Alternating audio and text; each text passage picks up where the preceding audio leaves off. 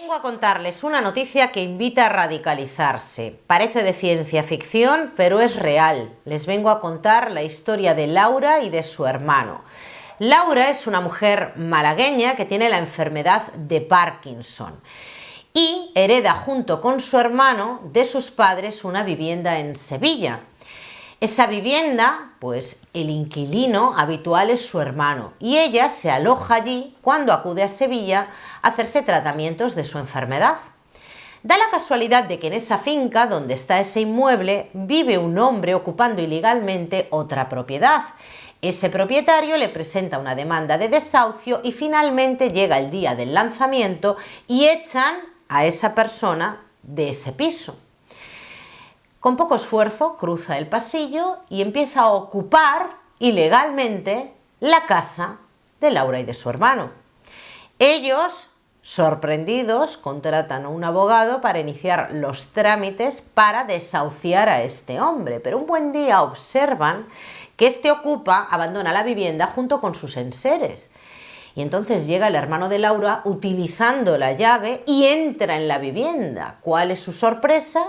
Que pocos días después aparece por allí el ocupa acompañado de la Guardia Civil y de un contrato de alquiler falso. Falsifica un contrato de alquiler, convence a la Guardia Civil de que esa es su morada, que él es el inquilino que tiene alquilada la vivienda y entonces la Guardia Civil les dice a Laura y a su hermano que tienen que abandonar su casa.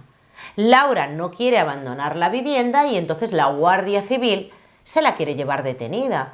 Al final, a quien llevan detenido es al hermano de Laura. Ellos, como les he dicho anteriormente, contratan un abogado para demandar a este ocupa y conseguir el desahucio, el lanzamiento.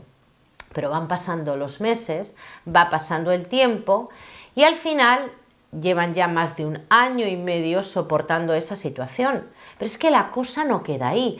El ocupa, teniendo esa vivienda en Sevilla, teniendo la posesión de la vivienda, decide hacer negocio de ella. Se acerca a la feria en Sevilla y empieza a alquilar esas habitaciones de la propiedad para explotarla, para sacar un beneficio económico, un lucro económico de una propiedad que no es suya y que está ocupando ilegalmente. Imagínense cómo se encuentran Laura y su hermano. No se trata de una ocupación en sentido estricto, se trata de un allanamiento de morada, porque como les dije anteriormente, quien vivía allí era el hermano de Laura.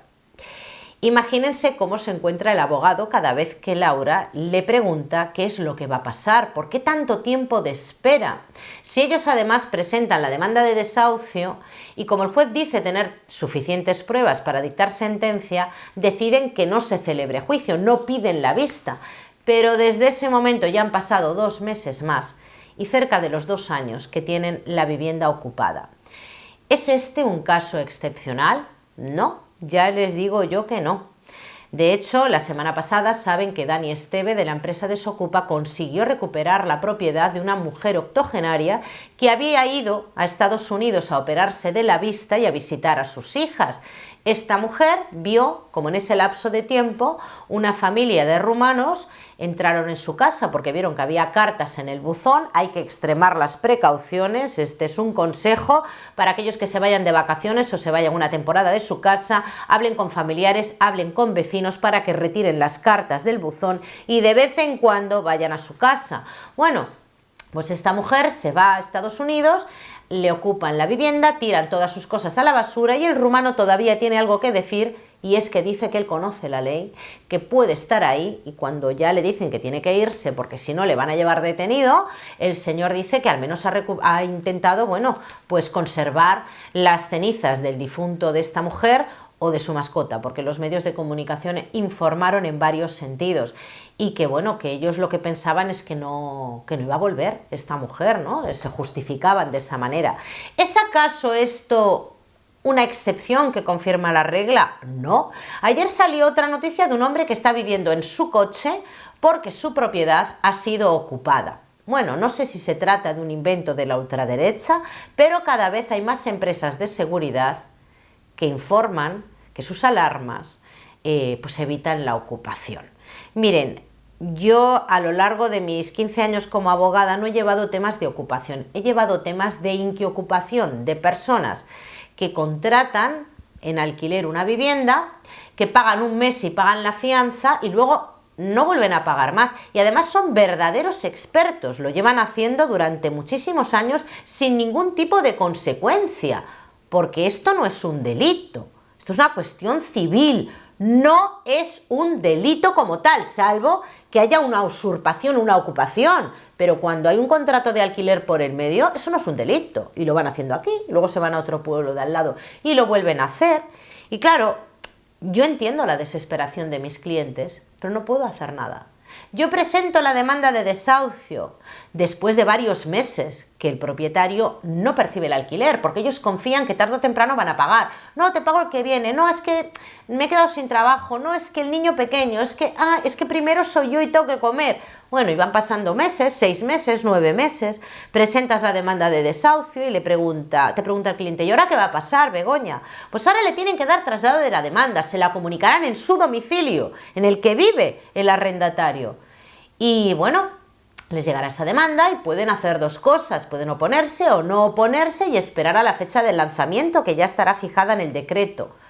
¿Pero qué es lo que suele pasar en la realidad? Bueno, en primer lugar depende del funcionario que te toque y lo ágil que sea a la hora de tramitar esa demanda. Le llega la demanda, esa persona en el último día contrata a un abogado de oficio gratis, que pagamos todos, paga usted y pago yo.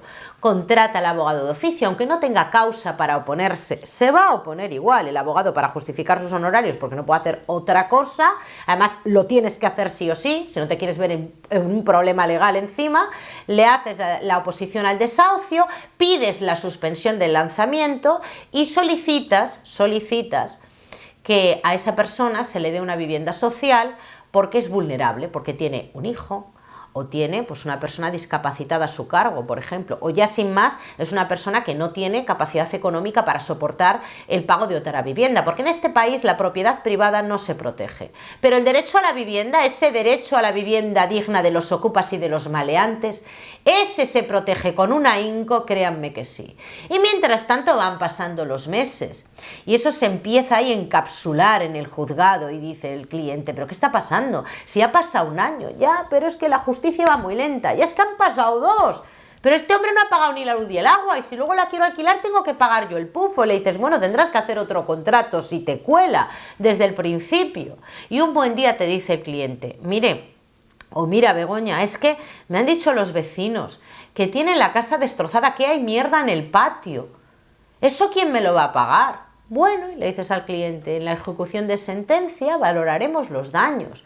Cuando sea el día del lanzamiento pedimos a la Comisión de Justicia que nos acompañe allí, que levante un acta de cómo se encuentra la vivienda. Otro consejo para los propietarios, no se olviden en el contrato aportar un anexo con fotografías de cómo se encontraba la vivienda antes y el estado en el que se encontraban los muebles y los electrodomésticos para poder reclamar después. Pero ya les digo que en estos años no he visto ni un solo caso, ni uno solo, ni uno, que haya visto cómo cobra las rentas, ni hablar del peluquín, y muchísimo menos que devuelvan a la propiedad la casa en el mismo estado en el que se encontraba, ni parecido al momento en el que la alquilaron, nunca. O sea, es dinero ya perdido. Bien, pues llega el día del lanzamiento, la persona, después de pagarme a mí y de pagar al procurador, se encuentra la casa hecha un asco y dice, yo he cobrado 2 meses, la fianza y el mes de alquiler, y aquí tengo que hacer un desembolso económico grandísimo para volver a alquilar la vivienda, para dejarla en un estado normal. ¿Ha merecido la pena? No.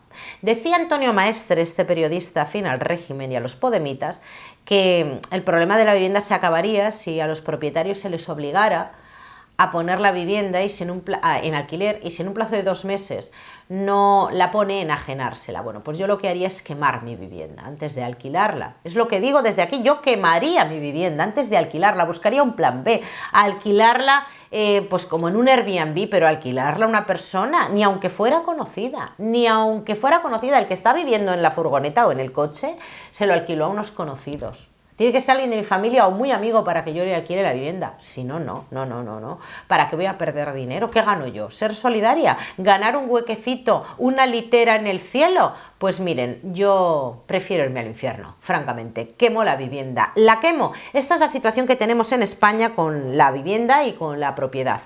Por no hablar de lo que le pasó a Pepe Lomas, que ya saben ustedes que Dani Esteve está intentando movilizar a la gente para conseguir el indulto de este hombre. Toda la vida aportando a la sociedad, toda la vida trabajando para tener una casa, estás durmiendo en tu casa, llega un sinvergüenza con no sé cuántos antecedentes penales, motosierra en mano y todavía tienes que ponerte a valorar la fuerza que empleas, porque si no eres un homicida, un asesino y vas a pasar tus últimos días de vida en la cárcel. Como les he dicho antes, en este país la propiedad no se protege directamente, no se protege. Se protege el derecho a la vivienda de la gente que no ha hecho absolutamente nada por tenerla. Y fíjense lo curiosa que es la vida, cómo vivimos en España, que las personas que solicitan una vivienda social, adivinen de dónde salen esas viviendas sociales.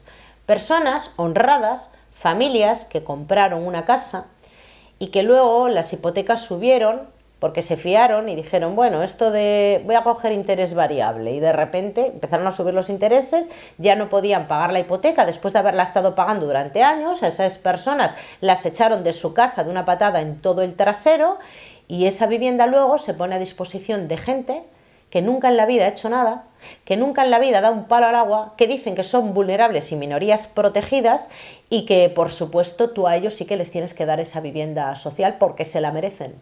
Y además están cobrando en negro un pastizal porque se dedican a actividades ilícitas. Esa es la realidad, no hay otra. Esta es la verdad contrastable con datos. Hay que ser solidarios. Bueno, yo insisto en que si yo tengo que poner mi casa en alquiler, antes la quemo,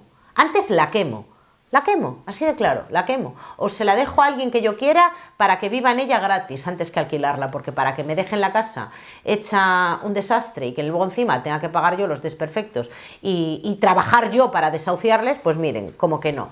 Lo voy a dejar aquí, ya les digo que esto no es un caso aislado, hay muchos casos, muchos, y la cosa está empezando a cambiar desde los medios de comunicación, como les decía en el vídeo de antes.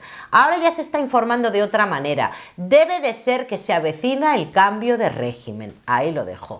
Gracias por verme, no me enrollo más y si Dios quiere, nos vemos mañana.